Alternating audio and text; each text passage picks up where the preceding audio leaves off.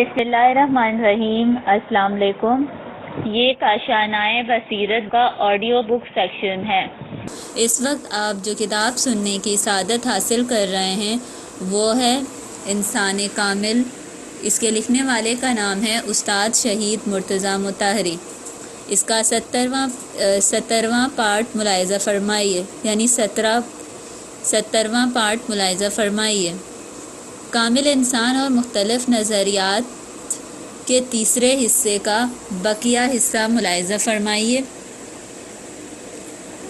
امک اور صوفی کہتا ہے،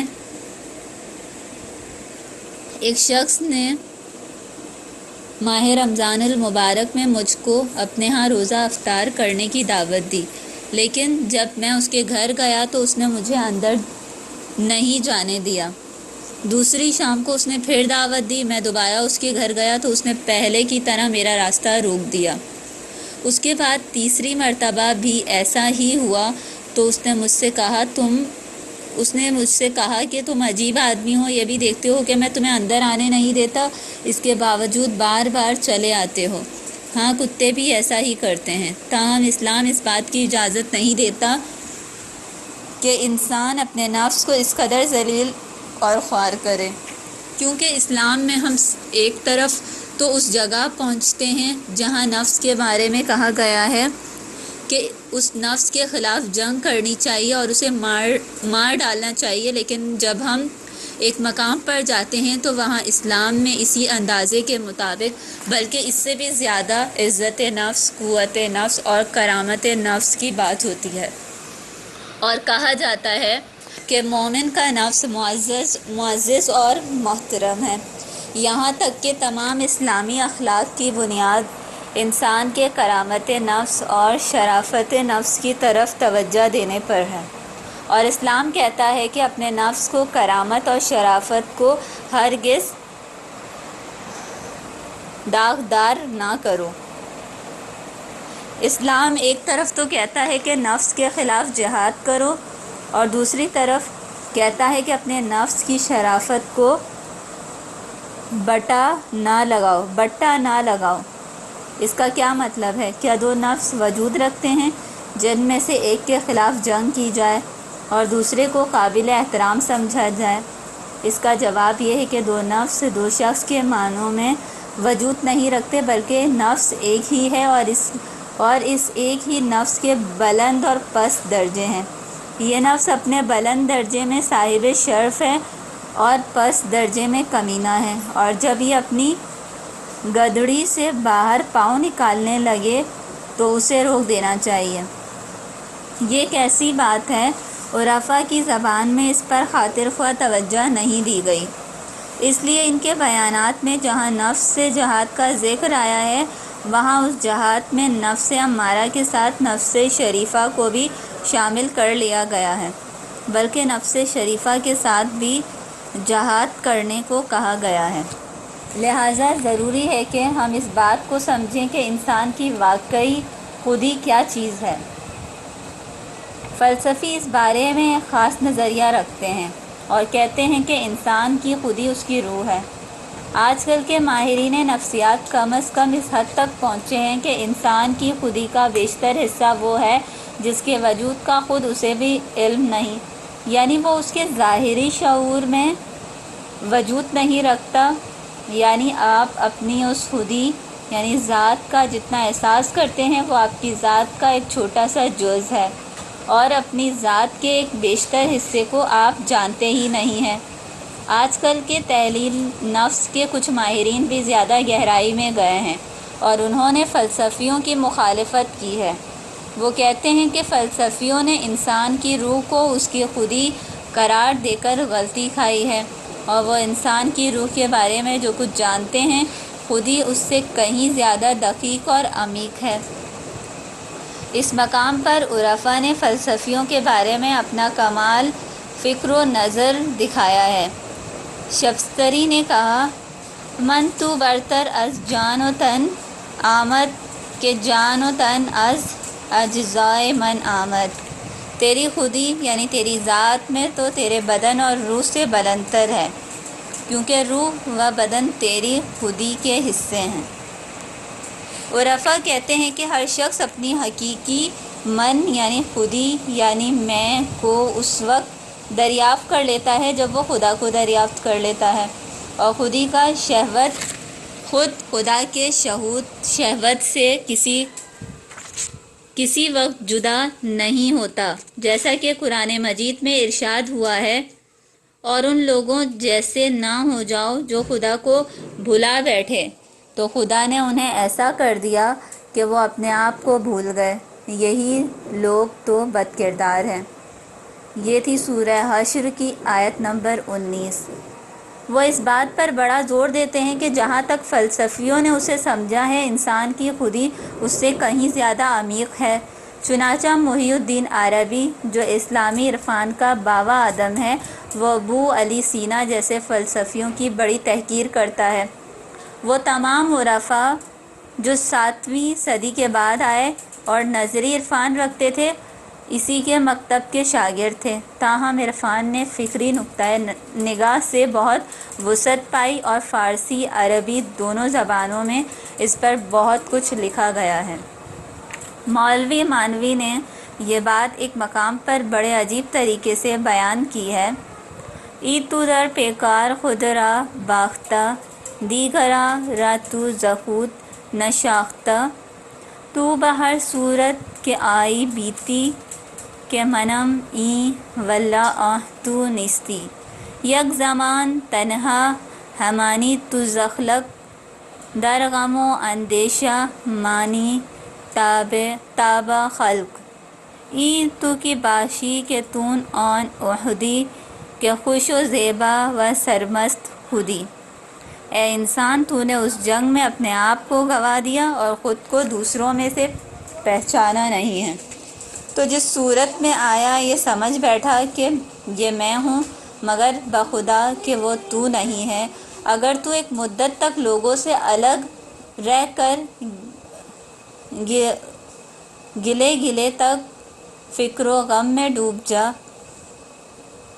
یوں تجھے پتہ چلے گا کہ تو وہ شخص نہیں ہے جو اپنے حال میں خوش اور بے فکر تھا۔ قرآن مجید فرماتا ہے: اے رسول، کہہ دیجئے کہ دراصل گھاٹے میں تو وہی لوگ ہیں جنہوں نے اپنے نفسوں کا گھاٹا کیا۔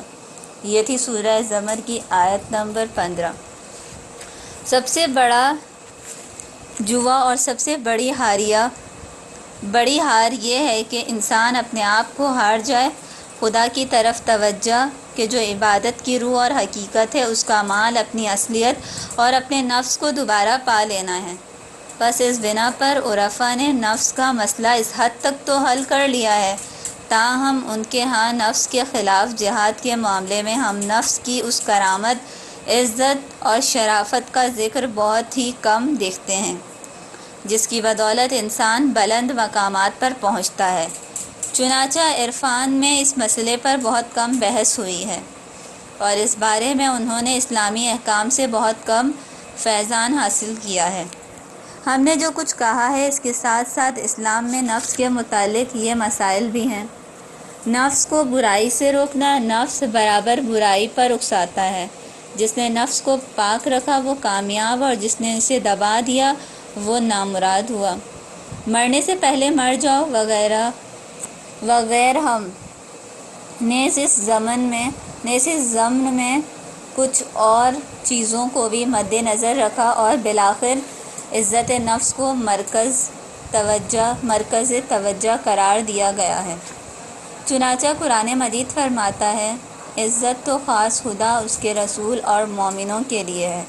یہ تھی سورہ منافقون کی آیت نمبر 8۔ رسول اکرم صلی اللہ علیہ وآلہ وسلم نے فرمایا ہے: اپنی حاجتیں پوری کرنے میں عزت نفس کا خیال رکھو، ہاں تو سارے کام ایک اندازے سے ہوتے ہیں۔ یعنی اگر تم حاجت رکھتے ہو تو دوسرے سے ذلت کے ساتھ حاجت طلب نہ کرو، بلکہ عزت نفس کے ساتھ مانگو۔ یعنی اپنی عزت کو داغدار نہ کرو۔ اب ممکن ہے آپ یہ کہیں کہ میں اپنے نفس کی خود پسندی کو شکست دینے کے لیے بھکاری کی شکل میں کچھ مانگنا چاہتا ہوں، لیکن اسلام اس کی اجازت نہیں دیتا اور کہتا ہے کہ اگر تم کوئی حاجت رکھتے ہو تو تمہارا سوال عزت نفس کے ساتھ ہونا چاہیے۔ امام علی علیہ السلام میدان جنگ میں فرماتے ہیں، تمہارا ان سے دب جانا جیتے جی موت ہے اور غالب آ کر مرنا بھی جینے کے برابر ہے۔ میرا اور آیت از این زندگی کہ سالار باشم کنم بندگی، تن مردہ و گریہ دوستاں بعض زندہ و خندہ دشمنان۔ مجھے ایسی زندگی سے آر آتی ہے کہ کسی کا غلام ہو کر سالار بنوں، میری میت پر دوستوں کا رونا میری زندگی میں مجھ پر دشمنوں کے ہنسنے سے بہتر ہے۔ امام حسین علیہ السلام فرماتے ہیں، عزت کی موت ذلت کی زندگی سے بہتر ہے۔ امام حسین علیہ السلام یہ نہیں فرماتے کہ نفس کے ساتھ جہاد کا تقاضا یہ ہے کہ ہم یزید اور ابن زیاد کے حکم کے سامنے سر تسلیم خم کر دیں اور اس صورت میں ہم اپنے نفس کے خلاف بہتر جہاد کریں گے۔ آپ نے یہ اس لیے نہیں فرمایا کہ اسلام اس کی اجازت نہیں دیتا۔ آپ نے مزید فرمایا، آگاہ ہو جاؤ کہ کمینے باپ کے کمینے بیٹے ابن زیاد نے مجھے دو باتوں کے بیچ لا ٹھہرایا ہے، یعنی جنگ یا غلامی، لیکن کہاں میں اور کہاں غلامی۔ خدا اس پر راضی نہیں ہوتا کہ ہم غلامی کی ذلت میں پڑیں۔ ہمارے لیے خدا کے رسول کے لیے اور مومنوں کے لیے عزت ہی عزت ہے۔ ہاں، ہم وہ ہیں کہ جن کا تعلق پاک و پاکیزہ سلسلے سے ہے، یعنی کہاں ذلت پر راضی ہونا۔ خدا کی رضا یہ نہیں کہ ہم ذلت اٹھانے پر آمادہ ہو جائیں۔ پھر میرے کوئی ذاتی احساسات بھی نہیں، کیونکہ خود میرا مکتب ہی مجھے اس بات کی اجازت نہیں دیتا، یعنی میرا خدا مجھے ذلت اٹھانے کی اجازت نہیں دیتا، میرا پیغمبر مجھے ذلت قبول کرنے کی اجازت نہیں دیتا، اور میری تربیت مجھے ذلت میں پڑنے کی اجازت نہیں دیتی۔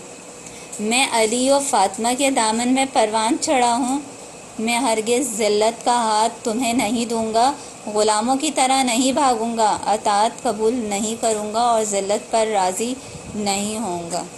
ایسی تعبیرات قرآن، حدیث اور ائمہ علیہم السلام کے کلمات میں اور بالخصوص امام حسین علیہ السلام کے کلمات میں بہت زیادہ ہیں۔ میں نے مسجد جاوید میں ایک بات کہی تھی جس کی وضاحت کرنے کے لیے میں اسے یہاں دہرانے لگا ہوں۔ میں نے ایک نشست میں کہا تھا کہ یہ جملہ زندگی، عقیدہ اور اس کے لیے جہاد ہے، جو کچھ عرصے سے امام حسین علیہ السلام کے نام سے معروف ہے، یہ کسی ماخذ میں نقل نہیں ہوا اور اس بنا پر اس کی کوئی سند نہیں ہے، اس کے معنی بھی درست نہیں ہیں اور یہ امام حسین علیہ السلام کی منطق کے ساتھ موافقت بھی نہیں رکھتا۔ اسلام کی تعلیم یہ نہیں ہے کہ انسان کی زندگی ایک عقیدہ اور اس کی راہ میں جہاد سے عبارت ہے۔ اسلام میں عقیدے کی نہیں، حق کی گفتگو ہے، اور زندگی یہ ہے کہ انسان حق کو دریافت کرے اور اس کے راستے میں جہاد کرے۔ یہ مسئلہ کہ عقیدے کی راہ میں جہاد کرنا چاہیے، دراصل فرنگیوں کی سوچ ہے جو بعد میں مسلمانوں میں بھی مشہور ہو گئی ہے۔ چونکہ میں نے دیکھا ہے کہ کچھ نوجوانوں کو میرا یہ کہنا برا لگا کہ یہ جملہ امام حسین علیہ السلام کا نہیں، لہٰذا میں نے مناسب سمجھا کہ اس کی وضاحت کر دوں۔ ہم پرانی نسل ساری نہیں کے مقابلے میں نوجوان نسل کے لیے احترام کے قائل ہیں، کیونکہ ہم نوجوان نسل کو حقیقت کا خواگر سمجھتے ہیں، نہ کہ معتصب جس نے ایک عقیدہ اپنا لیا، خواہ وہ بغیر دلیل کے ہی کیوں نہ ہو۔ اگر فرض کر لیا جائے کہ نوجوان نسل کے دماغ میں جو چیز بیٹھ جائے وہ نہیں نکل سکتی، تو پھر ماننا پڑے گا کہ یہ نسل بھی پرانی نسل جیسی ہے، یعنی ایک جملہ اسے اچھا لگتا تھا اور دوسرا آپ کو اچھا لگتا ہے، تو اس کا مطلب یہ ہوگا کہ وہ بھی بغیر دلیل کے اپنے عقیدے سے چمٹے ہوئے تھے اور آپ بھی بغیر دلیل کے چمٹے ہوئے ہیں۔ دوسری بات یہ ہے کہ آپ اپنے ایک دوست کی زبان سے سن رہے ہیں کہ یہ جملہ نہ منطقی طور پر اسلام سے مطابقت رکھتا ہے اور نہ ہی کسی کتاب میں اس کا مدرک اور سند درج ہے۔ اب فرض کیجئے کہ مخالفوں اور دشمنوں میں سے ایک شخص آئے اور آپ سے پوچھے جناب یہ الفاظ امام حسین علیہ السلام نے کہاں کہے ہیں اور اس کا سند کیا ہے؟ امام حسین علیہ السلام نے یہ الفاظ کہے ہیں تو ان کا سند بھی ضرور ہوگا، لیکن جب وہ سند اور ماخذ آپ کو نہیں ملے گا تو پھر آپ میرے پاس آئیں گے اور کہیں گے جناب یہ جملہ ان الحیات کہاں سے آیا ہے؟ آپ مجھے بتائیں تاکہ میں مخالف کو جواب دے سکوں اور اس کا سند دکھا سکوں۔ اس وقت میں آپ سے کہوں گا جناب اس کا کوئی سند نہیں، تب آپ کہیں گے جناب آپ نے مجھے اب تک کیوں نہیں بتایا؟ کیا آپ یہ کہیں گے یا نہیں؟ اس وقت آپ میرے ہی جیسے ایک شخص پر اعتراض کرتے ہوئے کہیں گے جناب آپ نے ہمیں اب تک کیوں نہ بتایا، آپ نے خاموشی اختیار کی اور آج ہمیں دشمن کے سامنے شرمندہ ہونا پڑا۔ اگر آپ اس جملے کے جنگی پہلو EPIC پر فریفتہ ہیں تو امام حسین علیہ السلام نے کئی ایک ایسے جملے کہے ہیں جو اس جملے سے 100 گنا بڑھ کر جنگی ہیں۔ زندگی عقیدہ اور اس کے لیے جہاد ہے۔ کیا یہ بالاتر ہے یا یہ جملہ کہ عزت کی موت ذلت کی زندگی سے بہتر ہے، ذلت کی زندگی سے عزت کی موت بہتر ہے اور جہنم میں جانے سے ذلت اٹھانا بہتر ہے؟ کیا عقیدہ و جہاد کا جملہ بہتر ہے یا روز عاشور آپ کا یہ جملہ زیادہ دقیق ہے؟ دیکھو بدنہاد باپ کے بدنہاد بیٹے ابن زیاد نے مجھے ایسے دوراہے پر لا کھڑا کیا ہے کہ میں یا تلوار سونت لوں یا ذلت قبول کروں، مگر کہاں میں اور کہاں ذلت؟ خدا اور رسول کو ہم اہل بیت کی ذلت ہرگز منظور نہیں۔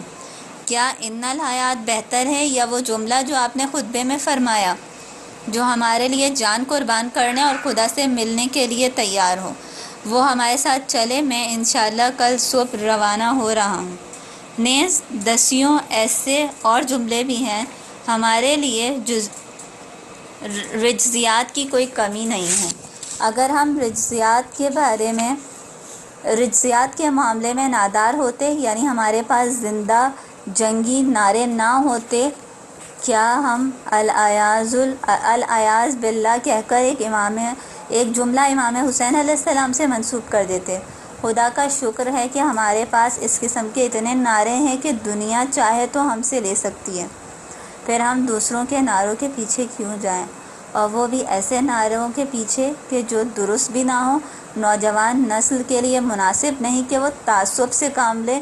بس میں کہتا ہوں کہ یہ جملہ امام حسین علیہ السلام کا نہیں اور مجھے 99% یقین ہے کہ نہیں ہے۔ اب اگر کوئی شخص اس کا سند ڈھونڈ نکالے تو میں کال دیتا ہوں کہ اسی ممبر پر سے اعلان کروں گا کہ میری بات غلط تھی۔ لہٰذا ہمیں وہ بات کہنی چاہیے جس کی سند ہو، نہ وہ کہ جس کی کوئی سند ہی نہ ہو۔ اس ذیل میں بہت زیادہ مطالب ہیں اور مجھے افسوس ہے کہ وقت کا دامن ان کے بیان کرنے کی اجازت نہیں دیتا۔ بس اس بنا پر نفس کے خلاف جنگ کرنے کے ساتھ ہی نفس کی عزت، شرافت اور کرامت کا بھی خیال رکھنا چاہیے۔ ہماری یہ گفتگو بجائے خود عرفان و تصوف کے مسلک پر ایک اور تنقید تھی۔ ہم نے اسے اسلام کی کسوٹی پر پرکھا اور دیکھا کہ نفس کے خلاف جہاد کے مسئلے میں وہ اتنے آگے بڑھ گئے کہ اس میں نفس کی عزت اور کرامت بھی پامال ہو گئی ہے۔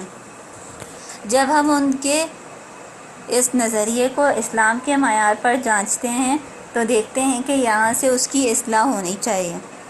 لا حول ولا قوۃ الا باللہ العلی العظیم وصلی اللہ علی محمد وآلہ الطاہرین۔